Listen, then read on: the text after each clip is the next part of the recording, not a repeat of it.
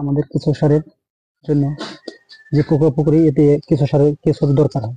কেঁচো শীতকালে ডিম দেয়, এই কারণে আমরা কিভাবে ডিম দেয় দেখেন, এই যে কলার খোসা, এটা কলার খোসা কেটে এভাবে দিয়ে তার উপর গোবর চাপা দিয়ে, এভাবে গোবর চাপা দিয়ে আপনারা যদি এই সমস্ত গোবর ঢেলে দিয়ে তাকে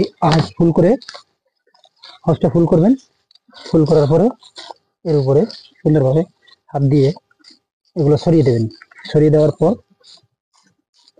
আপনারা এই যে আমাদের যে কেঁচো, এই কেঁচোগুলো, এই দেখেন যে কেঁচো, এই যে কেঁচো, সমস্ত কেঁচোর পেটে ডিম আছে এখন। এই শীতকালে এরা ডিম দেয়। বাচ্চা যদি বেশি প্রোডাকশন করতে হয়, কেঁচোগুলো সুন্দরভাবে এইভাবে ছেড়ে দেবেন। ছেড়ে দিলে এই কেঁচোতে তাড়াতাড়ি আপনারা ডিম তুলতে পারবেন কেঁচো থেকে।